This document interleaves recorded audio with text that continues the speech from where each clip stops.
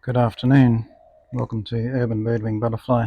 It's been a little while since I've done a video, and today I thought I'd show you how to do some cuttings of Rio Grande, Aristolochia grandiflora.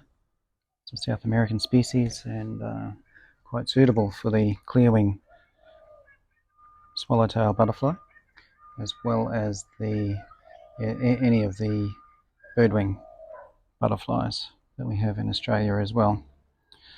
And I do mean any species. So if we have a close look at this leaf here, this is a small leaf. It's quite flimsy, quite skinny. Alright, so first thing that we need to do is cut it up into strips. So I've got my trusty secateurs. I've got my, what would you call that, a propagating medium. So it's a plastic bottle with water and nothing else in it. I won't be sticking it into any potting mix because I've noticed with Aristolochias that they tend to not enjoy going into potting mix very much, but they coat quite well, do exceptionally well, which is going straight into the water. Okay, so we have the bases, that was closest to the root, and then we've got the tips. So basically what I do is start at the tips. So that's a little bit too flimsy, a piece too likely to survive, so I'm just going to snip it there, and that's going to be some waste. So we keep two nodes, 1 and 2, and then we cut down here. I'm going to cut at an angle, try to cut on an angle. Try my trusty ones that have just been sharpened instead, perhaps. Much better. And I'll snip that little leaf off here. So that leaf has come away. If you have any birdwings, you can certainly give that leaf to them. And then we just stick that in there like that. We keep that close to the top. If you put it down like that and submerge it all the way down, you're more likely to start getting the Black Death kind of thing come and kill your plants. So keep it up the top there, like that. And then we go to the next one. This is where I was before. That whole length there has got no nodes on it whatsoever, so you're not going to get any leaf out of it. So I'm going to snip it here. That becomes waste. So we count 2 nodes. 1,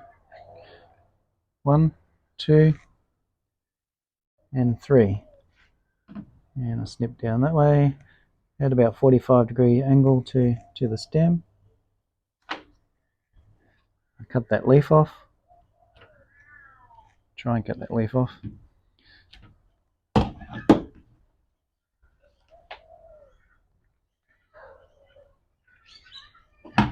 Such excellent movie skills I have here, don't I? Anyway, I'm just a make-believe gardener, but this technique definitely works. Put that one there, put that one back. Alrighty. So this is where we're at before. That's going to be completely waste. So I cut that off. And I go back 2 nodes. 1, 2. I want to cut at the 3rd. You'll notice this time, let me separate these two. So let's do the count again. We've got 1, 2, and 3. And we've got 4 in total. So rather than waste it, I'm just going to snip that off there.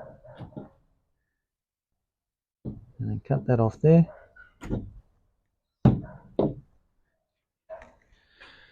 And that can go in the bottle like that. And we have our other one. All these fresh leaves. Fantastic for some caterpillars. Alright.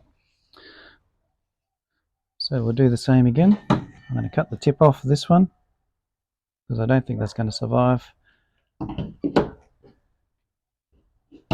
So we go 1, 2, and 3. Cut that off there, and I'll also cut the leaf off. That one goes into the water there.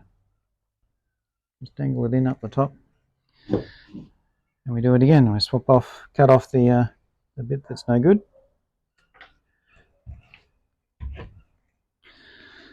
And then we count back 1, 2, and 3, and you can see we're getting close to the whole shebang of the plant from there. So what I'll do is I'll go to this one here. I've got 1, 2, 3. Cut it off.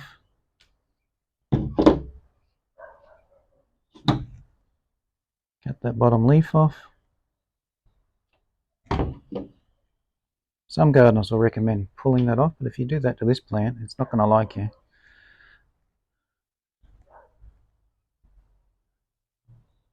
It's going to cause more damage than good if you end up cutting them off. Dangle that into the water there. Okay. We're getting pretty close to the end of this little branch, and it's interesting. I've got a small little branch here. 1, 2, 3, and then it comes into the big join here. I think I'm going to keep the whole lot. And what I'll do is I'll snip it off here.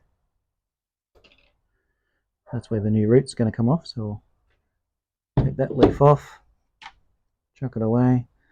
I want to reduce the number of leaves here so we get less transpiration, less water coming out of the plant as it decides to grow.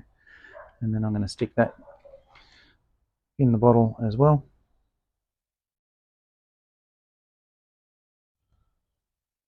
Now, interestingly enough, I still think that we're going to have a little bit of an issue with these, because these leaves, although they're small, you can see some caterpillars have been at them already. Although they're fairly small, I think they're going to need a bit of a trim.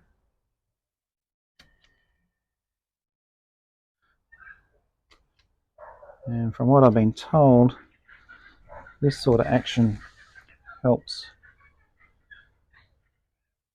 mimic perhaps an animal, caterpillar, eating it, and it'll basically kickstart the plant into creating new roots.